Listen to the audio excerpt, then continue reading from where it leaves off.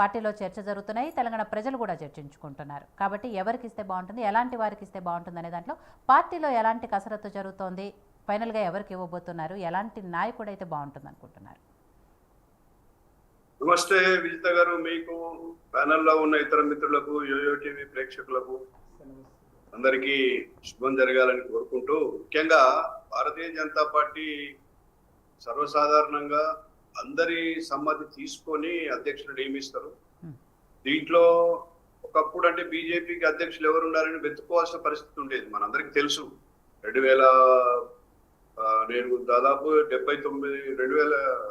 1980లో ఆ పార్టీ ఆవిర్భావం నుంచి ఆ పార్టీని దగ్గరగా ఆ పార్టీలో కూడా పనిచేసి ఇప్పటికీ మళ్ళీ ఆ పార్టీలో పునఃప్రవేశం చేసి చూసిన వ్యక్తిగా, పార్టీ ఏంటంటే జనరల్ గా ఒకప్పుడు ఒక రూల్ ఉండేది. దాంట్లో 10 సంవత్సరాలు అంతకుముందు క్రియాశీల సభ్యత్వం ఉన్న వ్యక్తులకే పార్టీ అధ్యక్ష బాధ్యతలు అప్పయ్యేటువంటి నిబంధన ఉండేది. ఇప్పుడు కూడా ఉంది నాకు తెలిసినంత వరకు. అయితే దాంట్లో ఏం చేస్తారంటే ఎక్సెప్షనల్ కేసెస్లలో సెంట్రల్ పార్లమెంటరీ బోర్డు క్లియరెన్స్ ఇస్తుంది.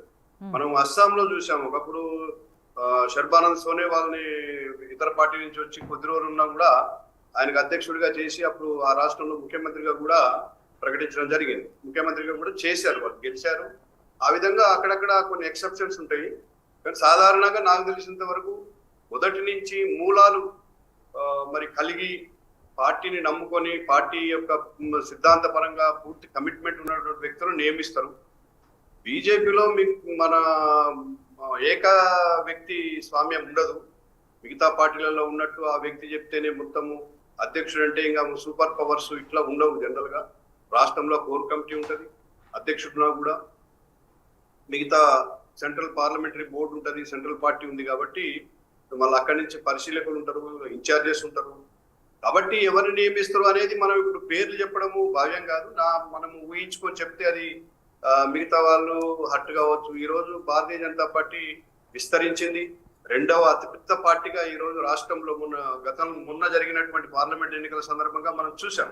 45 అసెంబ్లీ సెగ్మెంట్లలో లీడ్ వచ్చి 8 పార్లమెంట్ సీట్లు గెలిచి ఈ రోజు ఒక మంచి బ్రహ్మాండమైనటువంటి పొజిషన్ లో ఉంది. కాబట్టి ఇక్కడ కొత్త పాత కలయిక కూడా ఉంది. ఈ రోజు పార్టీలో గెలిచినటువంటి ఎంపీలను చూసుకుంటే అనేక సంవత్సరాలుగా పార్టీలో ఉన్నటువంటి వాళ్ళు గెలిచారు. మరి గత 5-6 సంవత్సరాల నుంచి 7-8 సంవత్సరాల నుంచి ఉన్నటువంటి నాయకులు కూడా గెలిచారు. అట్లా చూసుకుంటే ఎంపీగా గెలిచిన వాళ్ళలో రఘునందన్ రావు ఉన్నారు. మరి దాదాపు 10 సంవత్సరాలు దగ్గరగా వారు బీజేపీలో పనిచేస్తున్నారు. అదేవిధంగా ఈటల రాజేందర్ గారు వచ్చారు, సీనియర్ మోస్ట్ లీడరు, మరి బీసీ నాయకుడు. వారు గత అసెంబ్లీ ఎన్నికల్లో కూడా బీసీ ముఖ్యమంత్రిగా మరి బీసీ ముఖ్యమంత్రిని చేస్తాం, మాకు ఓట్లు వేస్తే అని చెప్పేసి భారతీయ జనతా పార్టీ మేము చెప్పి ఓట్లు అడగడం జరిగింది. అట్లా చూసుకుంటే డికే అరుణ గారు ఉన్నారు. మరి అంతకంటే ముందు బీజేపీలో సీనియర్ మోస్ట్ నాయకులు మరి మురళీధర్ రావు గారు ఉన్నారు.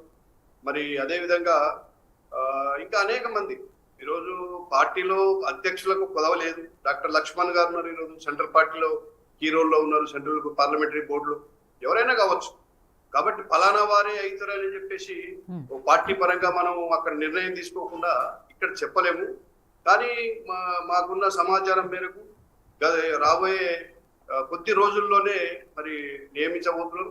మనం చూసాము, కిషన్ రెడ్డికి బండి సంజయ్ గారు మరి పార్టీ బాధ్యతలను తప్పించి కేంద్రంలో ప్రధాన కార్యదర్శిగా తీసుకున్న తర్వాత కిషన్ రెడ్డి గారిని తాత్కాలికంగా ఎన్నికల దృష్టిలో పెట్టుకొని అప్పుడు అసెంబ్లీ అట్నే పార్లమెంట్ ఎన్నికలను దృష్టిలో పెట్టుకొని వారు నియమించారు. పార్టీలో ఉన్నటువంటి దీని మేరకు ఒక వ్యక్తికి 2 పదవులు ఉండవు. కాబట్టి వారు ఆల్రెడీ కేంద్ర మంత్రి అయ్యారు. బండి సంజయ్ గారు కూడా ఇప్పుడు కేంద్ర మంత్రి అయ్యారు. కాబట్టి బహుశా ఇప్పుడు ఏ బాధ్యతలు లేని వాళ్ళను బహుశా ఎన్నుకోవచ్చు.